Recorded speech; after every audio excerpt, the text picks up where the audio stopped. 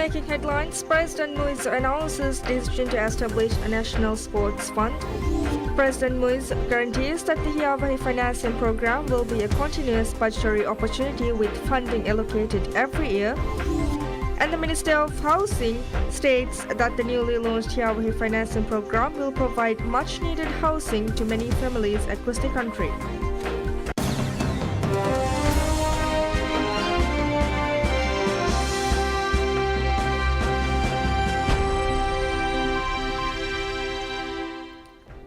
Bismillahirrahmanirrahim. Assalamu alaikum. Hello and welcome to PSM News in English with me, Utma Mahmoud. Looking into the details, President Dr. Mohammad Muiz announces the decision to establish a national sports fund. The decision was announced following the latest cabinet meeting. The decision, made after careful consideration of a proposal by the Minister of Sports, Fitness and Recreation, Abdullah Rafiu, aims to boost the number of players and athletes, develop sports, and empower the local sporting community. The Cabinet also resolved to take the necessary steps to establish the fund, including amendments to the Sports Act. The Sports Minister announced the creation of the National Sports Development Fund, NSDF, as part of the Maldives' long-term strategy to develop exceptional athletes during the Maldives Sports Award 2024 ceremony. The Minister emphasized that the government's first step in this initiative is the creation of a comprehensive long-term plan for the future of sports in the Maldives. This plan focuses on the actions needed to secure medals on a global scale, extending beyond the SAARC region. President Dr. Mohammad Muiz guarantees that the Hiawahi financing program will be a continuous budgetary opportunity with funding allocated every year to address the country's housing challenges. The President made this statement during the inauguration of the scheme. In his address, President Muiz emphasized that alongside policies related to national independence, securing adequate housing for all citizens remains a top priority throughout his administration.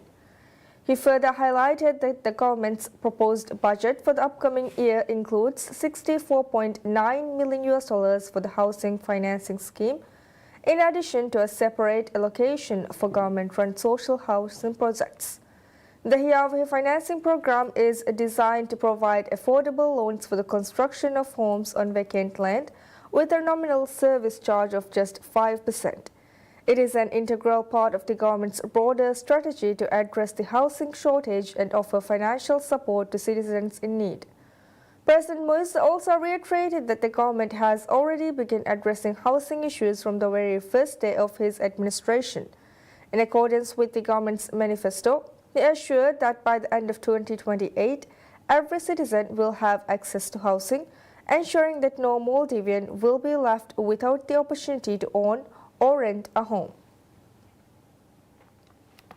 We return after Isha prayer. Stay tuned.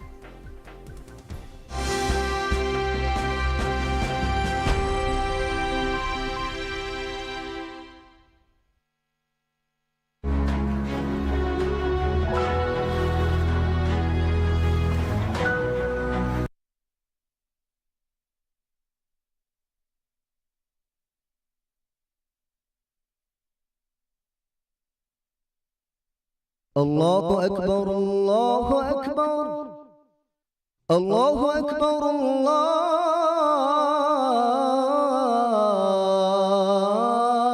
الله أكبر أشهد أن لا إله إلا الله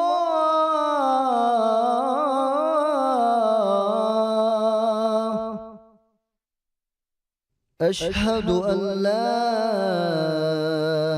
إله إلا الله أشهد أن محمدا رسول الله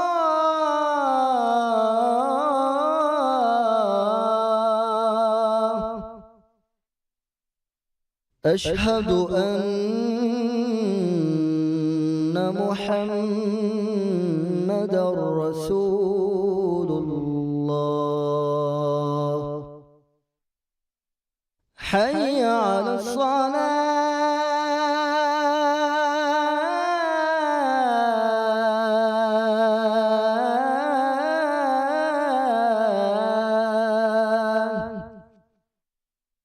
حي على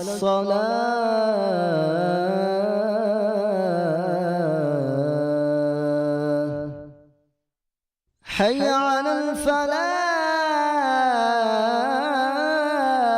الفلاح حي على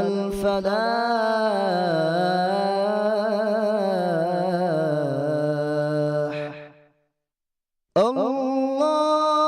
الله أكبر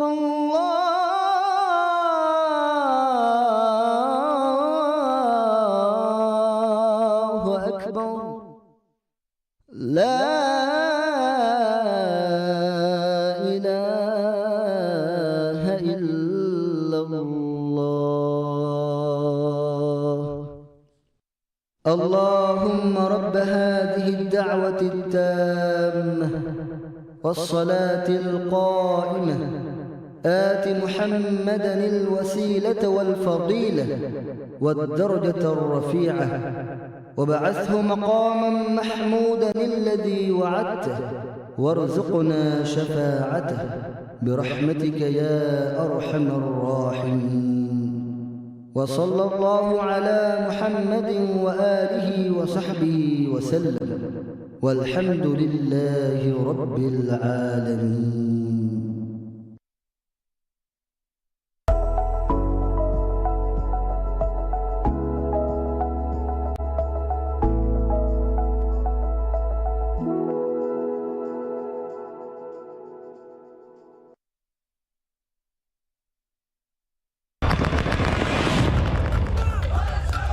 ඒරෙග්ග දුනියග නසර් ಹುಟ್ಟಿ ಪವಾ ಪೊಡೆತಿ ಮಸಲ್ತ cero votos en contra. A මස්සල් තවුගේ එම්මෙ ෆහුග තෆ්සීර් This is fundamentally different from past proposals. එම්මෙ ෆුණ තිරාසා කරව ෆහුග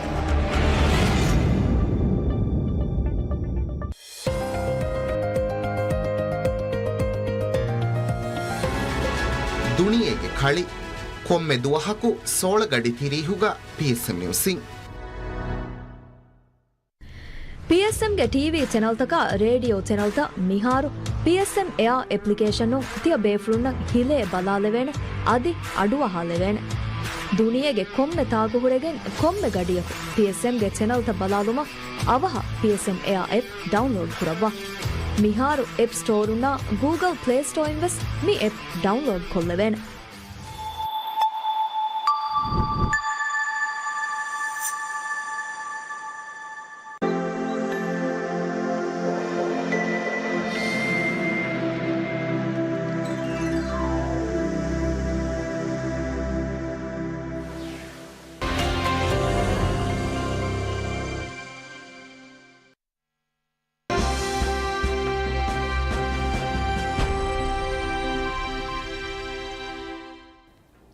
Welcome back to PSM News in English. The Minister of Housing, Land and Urban Development, Dr. Ali Haider Ahmed, states that the newly launched Hiyawahi financing program will provide much-needed housing to many families across the country. Speaking at the inauguration of the scheme, Minister Haider emphasized that ensuring adequate housing for all citizens, particularly the homeless, is a key pledge of President Dr. Mohamed Muiz's administration. Minister Haider described the Hiyawahi financing program as a vital step in overcoming the financial barriers that prevent many families from obtaining homes. He explained that the initiative is designed to offer funding for the construction of homes on undeveloped plots in various regions of the country. The scheme primarily targets individuals who do not currently own private or state-provided housing. The Hiyawahi financing program aims to provide affordable loans for the construction of homes on vacant land with a nominal service charge of just 5%. In line with Sharia law, applicants will be required to make a nominal contribution, though no equity payment will be necessary for the housing resource. Eligible applicants can apply for the program through the Hiyawahi portal as announced by the Ministry of Housing and Urban Development. The scheme will support a variety of housing projects including the construction of new homes on developed plots, the completion of unfinished buildings and the repair of deteriorating structures. Minister of Transport and Civil Aviation Mohammed Amin announces that all domain licenses in the Maldives will be open for renewal starting November 17. The process aims to enhance the validity and security of domain registrations. Domain owners will be required to submit updated documentation, align their registries with new regulations, and receive licenses featuring enhanced security. The ministry will issue updated registries within 60 days, incorporating stronger administrative procedures and a unified system for easier verification of domain information. The Ministry of Transport estimates there are approximately 1,200 domains in the Maldives. Mr. Amin explained that although domain services were initially provided through a separate system in the early 2000s, records were kept manually in books, making it difficult to ensure the authenticity of information due to mismatches in the system and lack of proper documentation regarding ownership changes. Minister Amin highlighted that these changes are essential for improving domain security and addressing long-standing issues with poorly maintained records, ultimately ensuring better protection for domain users. He assured that the new regulations and updates would provide stronger protection for domain owners and resolve many of the historical issues with domain records. He described these changes as a valuable opportunity to improve accuracy, security, and ownership tracking moving forward. Minister of Transport and Civil Aviation Mohammed Amin announces that the government will implement measures to ensure the revenue from the jet handling business stays within the Maldives and benefits domestic companies. During a press conference at the President's office, Minister Amin explained that the jet handling business is largely managed through a company registered under a Maldivian name, with full benefits being directed to foreign parties, particularly from neighboring countries. He stated that the government is now committed to addressing this issue and ensuring that the industry serves the interests of Maldivian companies. The minister also highlighted the importance of structuring company registrations in a way that ensures revenue remains within the Maldives, preventing it from flowing to foreign entities. In addition, Minister Amin revealed that the government will conduct audits on the business of general sales agents and passenger sales agents in the aviation sector. These measures aim to ensure that Maldivian companies benefit from aviation-related businesses operating within the country. Minister of Fisheries and Ocean Resources Ahmad Shiam reveals that efforts are underway to establish fish aggregating devices production centers in both the northern and southern regions of the Maldives. During a press conference on the ministry's work, the minister emphasized the need for these centers to meet the growing demand in the fishing and tourism industries. Mr. Shiam explained that two types of sails are being produced in the Maldives, one for general fishing and another for sports fishing. However, he pointed out a significant challenge: bad weather often damages these devices, highlighting the need for more robust local production capabilities. At present, there is only one such production center in the Maldives, which has proven to be a limitation. To address this, the ministry is moving forward with plans to construct 2 new production centers. Land for the centers has already been allocated, with clearing underway at one of the sites. Since the government took office, a total of 29 fish aggregating devices have been built, including 18 for general use. This reflects the government's commitment to modernizing and expanding the nation's fishing industry.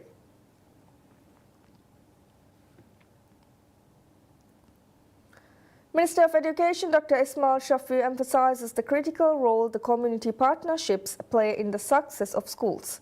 He highlighted that these partnerships extend beyond merely providing resources. They also support teachers, foster mutual respect, and ensure strong leadership within schools. The minister made these remarks during a ceremony to hand over air conditioners, ACs, gifted by the Chinese government to the Center for Higher Secondary Education, CHSE. Mr. Dr. Shafi explained that the project, which aims to install ACs in all government schools, is part of a broader effort to improve the overall comfort and productivity of the school community. The minister believes that creating a comfortable and positive environment will not only improve student behavior and interactions, but also nurture a greater sense of responsibility and respect for one another. The government aims to install ACs in all government schools by the start of the 2026 academic year. This ambitious project marks a significant investment in the future of education and is expected to improve not just the physical comfort of schools, but also the overall learning environment, ultimately contributing to better educational outcomes for students.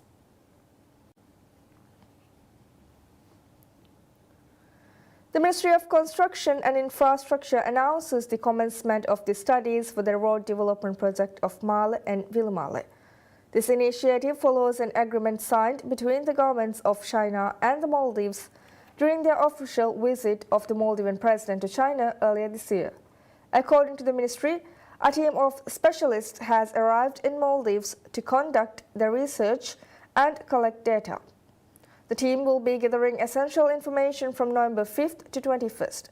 The ministry notes that the data collected will play a crucial role in the planning and implementation of the road development project. The road development in Male and Vilmale will be funded through grants from the Chinese government.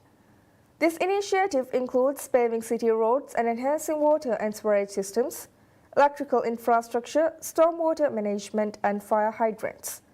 Earlier this year, the Road Development Corporation (RDC) was awarded the contract to conduct topographic, geotechnical, hydrological surveys, and environmental impact assessments (EIA) for the road construction project in Vilmale. A total of 5.6 kilometers of roads will be constructed, including the installation of electrical, sewerage, and drainage systems. The primary challenges facing the roads in Male include deterioration and flooding. While previous efforts have been made to address these issues, no permanent solutions have been implemented to date.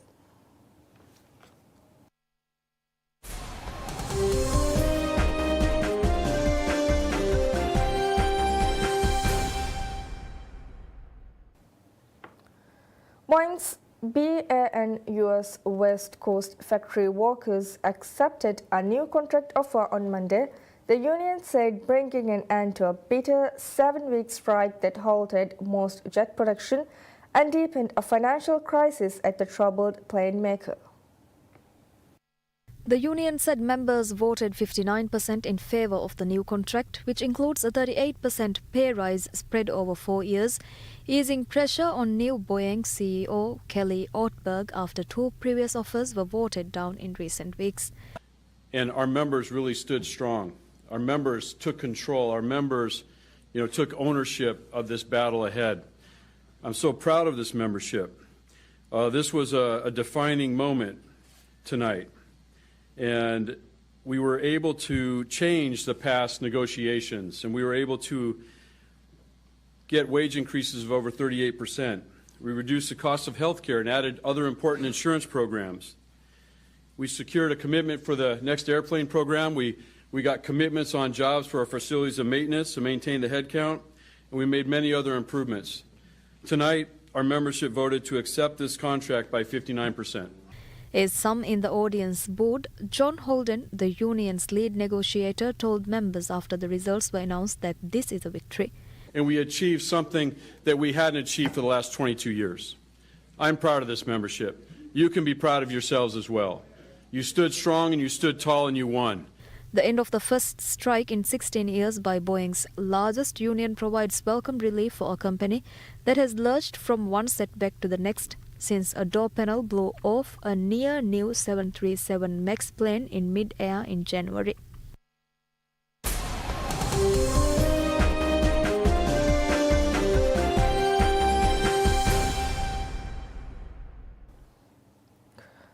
Kamala Harris and Donald Trump made their final case Monday in the hours before Election Day, when voters will either choose America's first woman president or hand the Republican an unprecedented comeback likely to rattle the world.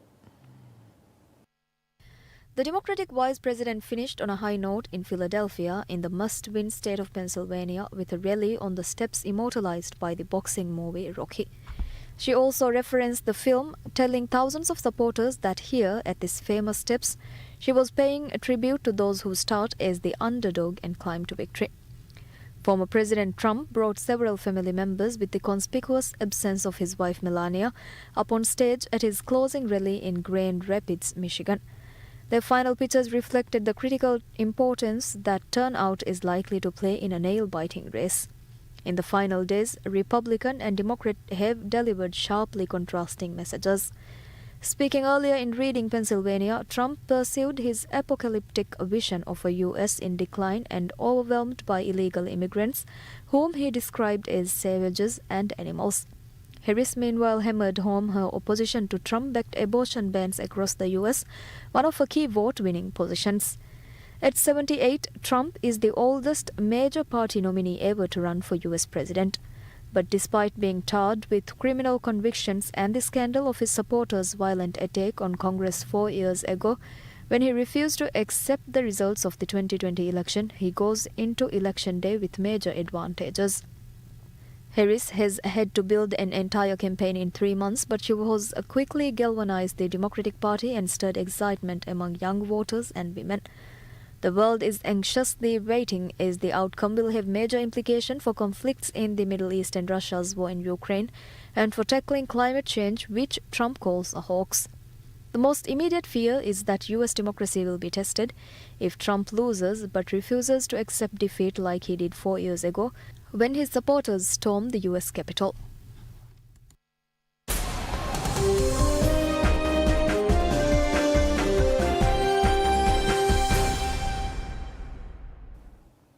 World number 1 Aryna Sabalenka secures a semi-final berth at the WTA Finals by beating Italian 4th seed Jasmine Paolini 63-75 on Tuesday, unbeaten in the purple round-robin group. The 26-year-old is on the brink of clinching the year-end number 1 ranking.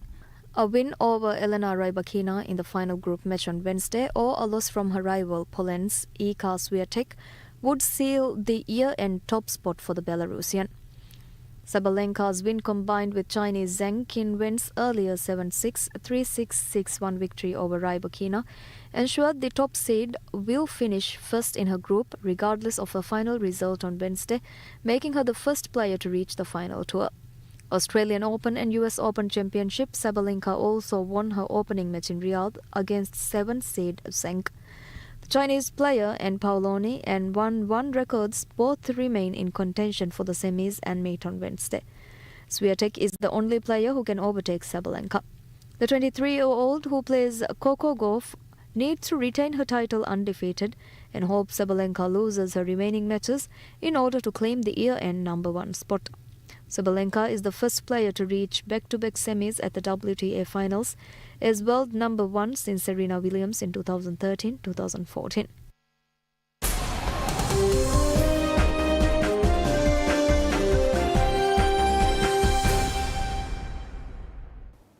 The world's first wooden satellite built by scientists in Japan headed into space Monday atop a SpaceX rocket launched from NASA's Kennedy Space Center.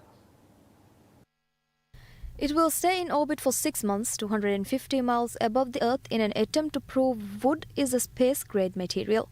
Sensors on board will measure how the material puts up with extreme temperatures in space, which range from -148 degrees to +212 degrees Fahrenheit, every 45 minutes as it orbits from darkness to sunlight. The LignoSat is a palm-sized satellite developed by Kyoto University and home builder Sumitomo Forestry. Scientists say they will test wood's ability to reduce the impact of space radiation on semiconductors, a useful test for applications such as building data centers. A wooden satellite burns up in the Earth's atmosphere at the end of its life with much less pollution too compared to metal ones. The Kyoto University research team has high hopes for the test, which is one step in a longer-term dream to build timber houses on the Moon and Mars. That's it for now. Thank you for watching. Have a pleasant day ahead. Bye-bye.